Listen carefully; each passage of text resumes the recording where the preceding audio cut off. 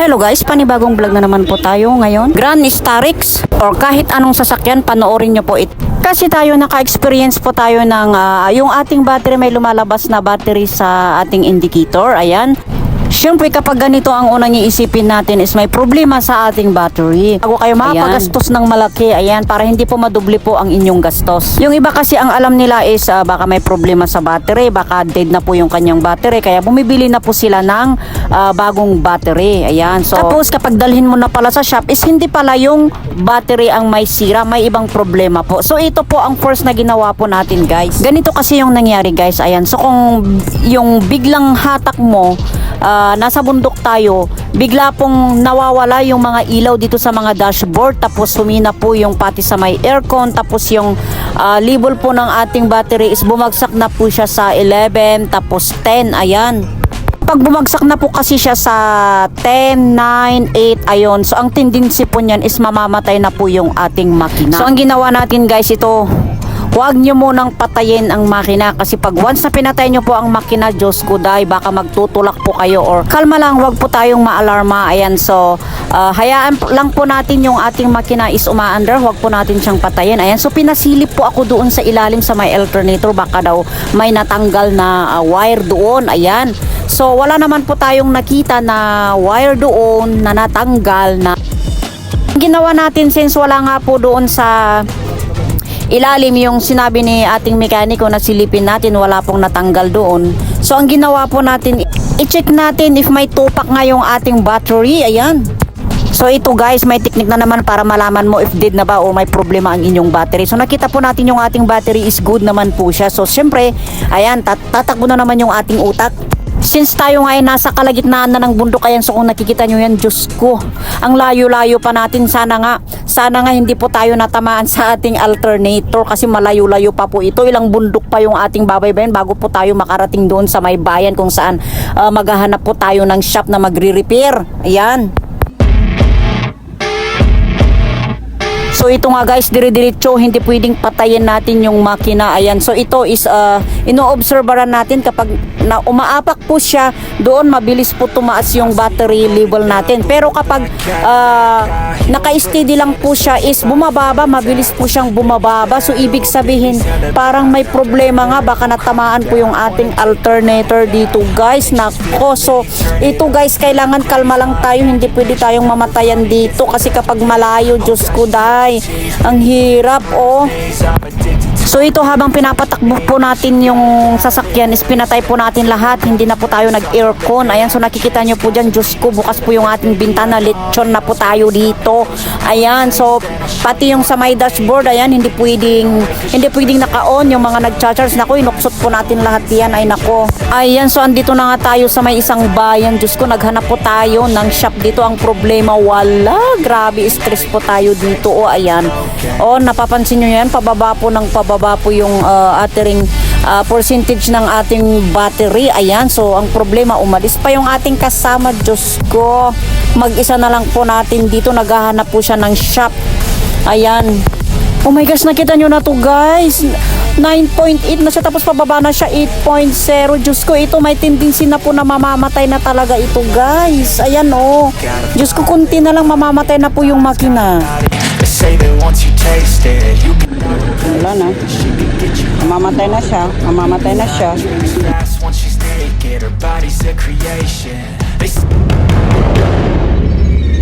Ito na guys, to the effort na tayo ng push. Ayan, so namatayan na nga tayo. So sa oras na ito, kailangan natin maghanap ng safe na lugar kasi hindi po kaya ng ating sasakyan na tumuloy sa ating pupuntahan kasi kapag binuksan po natin lahat yung ilaw, mabilis pong bumagsak yung percentage ng ating battery. So buti nga nakahanap tayo ng safe na lugar. Ayan, so ito na. So andito na tayo sa lugar ng mga itak. Ayan, sa awa ng Diyos, ayan, so kinaumagahan, nagtutulak-tulak na naman tayo. Buti nga lang umandar. So checking tayo sa ating battery. Ayan, gaya nga ng sabi ko, kapag nakaapak ka po, mabilis po siyang umakyat yung percentage ng ating battery. Ayan, so dahil nga araw, hindi nakakonsumo po tayo ng paggamit sa baterya, Yun nga lang, no aircon tayo kasi mabilis nga po siyang para pangpawala ng gub may heart nga kunada. Ayan, so view muna tayo. Ayan, bahala na si Batman hanggang saan tayo mamatayan.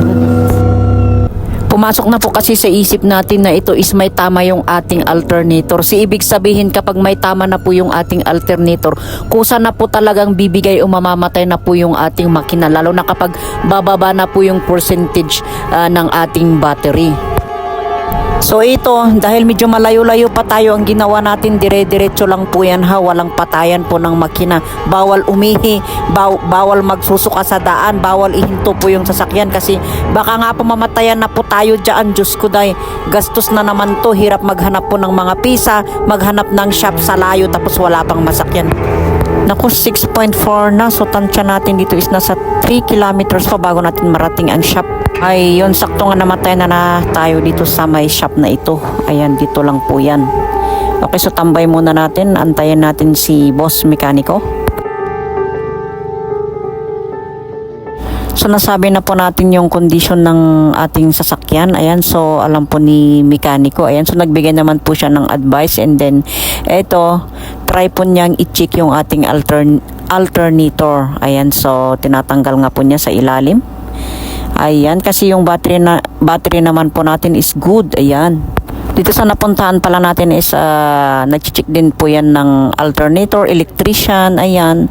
So naabutan din natin na itong isang nagpapaayos is alternator din ang kanyang tama. So parang medyo ikukumpara natin if ganito nga rin ang tama sa atin. So ayan nga po, tinanggal na po niya ako talagang alternator. Pero syempre, nag-second option tayo since biglaan nga po itong pangyayari na ito, nasiraan tayo. Papabukas muna natin, i-check niya if pwede pa itong maayos. Kaysa bibili po tayo ng bago. What if dito sa lugar na ito, wala po tayong mabilhan ng bago? Ay, nagasgas mo na. Ginawa ko. Pala din kabit na. Kung kumana ng tukusog. Naguti, nagkakaw na ng tukusog. Kaya ito yung dati, may itipay na may isang atas ito yung itipay na nagsa. So, electric na ito, tumupo din dito. Ay, sa itipay niya. Ano pa ang alert yung original na? Ano nga dyan original na? Ang original na nga rin nagamit na dala. Tapos, ito yun, yung madayon, at yung baba. Yung original na, adapting nga ito.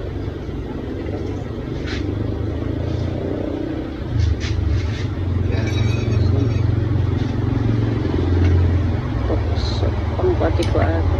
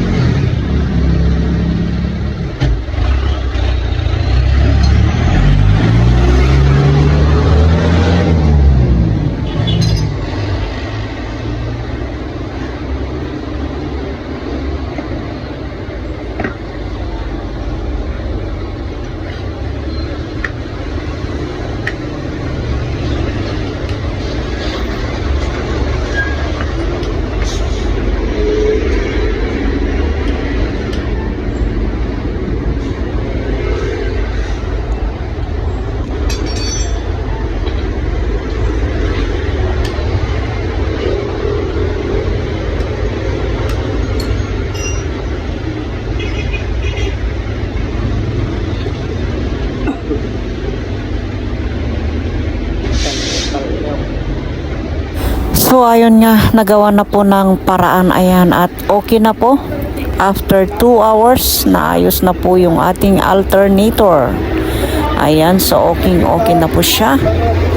Ayan guys, ayan, so salamat sa mekanikong ito. Ayan, 1 click start, malakas na rin po yung kanyang battery, hindi na po siya namamatay. Ayan, so tuloy ang ating biyahe. Thanks for watching. Kung bago ka pa lang sa ating channel, huwag mong kalimutan i-like and subscribe po itong ating channel. Ayan, thank you for watching. So i-check natin, ganito na po yung ating battery. Ayan, so mataas na po siya kahit nakabukas po yung mga aircon.